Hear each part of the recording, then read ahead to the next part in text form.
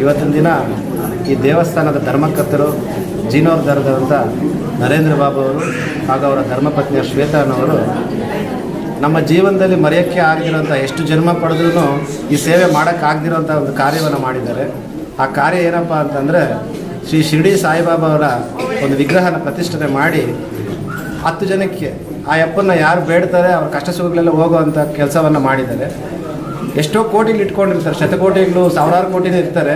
ಅವ್ರು ಒಂದೊತ್ತು ಅನ್ನ ಹಾಕ್ಬೋದು, ಇಲ್ಲ ವರ್ಷ ಪೂರ್ತಿ ಅನ್ನ ಹಾಕ್ಬೋದು ಅಷ್ಟೇ.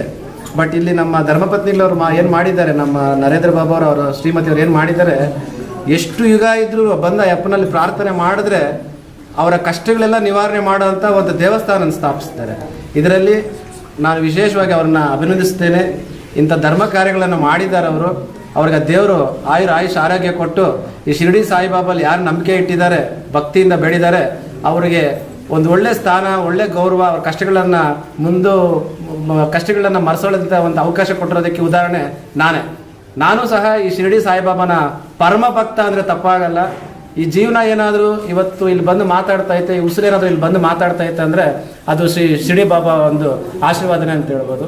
ನಾನು ಒಬ್ಬ ಬಡ ಕುಟುಂಬದ ರೈತರ ಮಗನಾಗಿ ಹುಟ್ಟಿದ್ದೆ. ಆ ರೈತರು ಪಡೋ ಕಷ್ಟ ಗೊತ್ತಾಗಿತ್ತು. ಓದೋಕ್ಕೂ ಸಹ ನನ್ನ ಕೈಲಿ ಆಗ್ತಾ ಇರಲಿಲ್ಲ.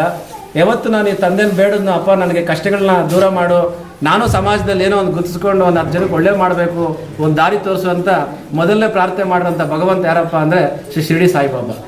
ಅವರ ಒಂದು ನನ್ನ ಲೈಫಲ್ಲಿ ಆಗಿರೋಂಥ ಮಿರಾಕಲ್ಗಳು ಯಾರಲ್ಲಿ ಹೇಳಿದ್ರು ನಂಬಕ್ಕಾಗಲ್ಲ. ಇದೇ ಬೆಂಬಲ್ ರೋಡಲ್ಲಿ ಹೋಗ್ತಾ ಇರಬೇಕಾದ್ರೆ ನಡ್ಕೊಂಡು ಹೋಗಿದ್ದೀನಿ ಎಷ್ಟೋ ಸಲ. ಇವತ್ತು ಆ ಬಾಬಾ ಆಶೀರ್ವಾದದಿಂದ, ನಮ್ಮೆಲ್ಲ ಹಿರಿಯರ ಆಶೀರ್ವಾದದಿಂದ, ಆ ಸಾಯಿಬಾಬಲ್ಲಿ ಭಕ್ತಿಯಿಂದ ಬೇಡಿದ್ರೆ ಏನೆಲ್ಲ ಸಾಧ್ಯ ಅನ್ನೋದಕ್ಕೆ ನನ್ನ ಒಂದು ಜೀವನವೇ ಅದಕ್ಕೆ ಉದಾಹರಣೆ. ಆದ್ದರಿಂದ ನನ್ನ ಭಕ್ತಾದಿಗಳಲ್ಲಿ ಎಲ್ಲರಲ್ಲೂ ವಿನಂತಿ, ನಾವು ಭಕ್ತಿಯಿಂದ ಏನು ಬೇಡಬೇಕಾದ್ರೂ ಸಹ ಮನಸಾ ಇಚ್ಛಾ ಬೇಡಬೇಕು.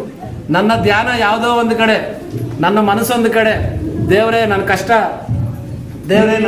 ಒಂದು ಹೋಗ್ಬಿಡ್ಲಿ, ನನಗೆ ಅನುಕೂಲ ಮಾಡಪ್ಪ, ಕೋಟಿ ಕೊಡ್ತೀನಿ, 2 ಕೋಟಿ ಕೊಡ್ತೀನಿ ಅನ್ನೋ ಭಕ್ತಿ ಬೇಕಾಗಿಲ್ಲ ಬಾಬಾ ಬೇಕಾಗಿರೋದು ಒಂದೇ, ನನಗೆ ಒಳ್ಳೇದು ಮಾಡಪ್ಪ, ನನ್ನ ಒಳ್ಳೆ ತಂದಿಂದ ನನ್ನ ಕೈಯಲ್ಲಾದಷ್ಟು ಸಹಾಯ ಬೇರೆಯವ್ರಿಗೆ ಮಾಡ್ತೀನಿ ಅನ್ನೋ ಒಂದು ಇಚ್ಛೆಯಿಂದ, ಮನಸಾ ಇಚ್ಛೆ, ಒಂದು ಉದ್ದೇಶ ಇಟ್ಕೊಂಡು ಬಂದು ದೇವರಲ್ಲಿ ಪ್ರಾರ್ಥನೆ ಮಾಡಿದ್ರೆ ಆ ಅಪ್ಪ ನಮ್ಗೆ ಒಳ್ಳೆಯಲ್ಲ.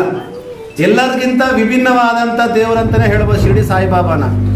ಈಗ ರಾಮ ಇರ್ಬೋದು, ಕೃಷ್ಣ ಇರ್ಬೋದು, ನಮ್ಮ ಹಿಂದೂ ಸಂಸ್ಕೃತಿಯಲ್ಲಿ ಎಷ್ಟು ದೇವರುಗಳಿದಾರೋ, ಯಾರು ಕಣ್ಣಲ್ಲಿ ಕಾಣಿರುವಂತಹ ದೇವರುಗಳು ಅವರಾದರೆ ನಿಜವಾಗಲೂ ಪ್ರತ್ಯಕ್ಷವಾಗಿ ನಮ್ಮ ಮಾನವ ಕುಲದಲ್ಲಿ ಹುಟ್ಟಿ, ನಮ್ಮ ಮಾನವ ಕುಲದಲ್ಲಿ ಹೋರಾಡಿರುವಂಥ ಒಬ್ಬ ನಲೆದಾಡುವ ದೇವರು ಅಂತ ಯಾರಾದರೂ ಹೇಳ್ಬೋದು ಅಂತಂದರೆ ಈ ನಮ್ಮ ಗುರು ಶಿರಡಿ ಸಾಯಿಬಾಬಾನೇ ಅಂತ ಹೇಳಕ್ಕೆ ನಾನು ಇಚ್ಛೆ ಪಡ್ತೀನಿ.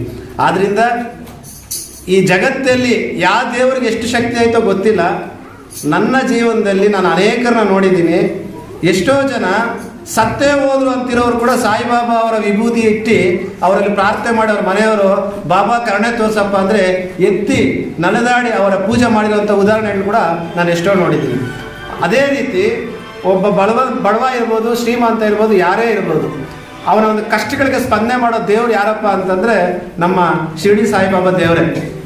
ಆದ್ದರಿಂದ ನನ್ನ ಭಕ್ತಾದಿಗಳಲ್ಲಿ ವಿಶೇಷವಾಗಿ ಈ ಜೀರ್ಣೋದ್ಧಾರಕರಾದಂಥ ನಮ್ಮ ನರೇಂದ್ರ ಬಾಬು ಅವರಲ್ಲಿ ನಾನು ವಿನಂತಿಸ್ಕೊಳ್ಳೋದೇನಂತಂದರೆ, ಇವತ್ತಿನ ದಿನ ಈ ಬಾಬಾ ದೇವಸ್ಥಾನಕ್ಕೆ ಬಂದು ನಾನು ದರ್ಶನ ಪಡ್ಕೊಂಡು ನನ್ನ ಮನಸ್ಸಲ್ಲಿರುವಂಥ ಇಚ್ಛೆಗಳನ್ನು ನೆರವೇರಿಸಬೇಕು ಅಂತೇಳಿ ಇಲ್ಲಿ ಬಂದು ಕೇಳ್ಕೊಂಡಿದ್ದಕ್ಕೆ ನಾನು ಬಂದು ನನ್ನ ಮನಸ್ಸಲ್ಲಿರೋ ಕೇಳ್ಕೊಂಡಿದ್ದೀನಿ.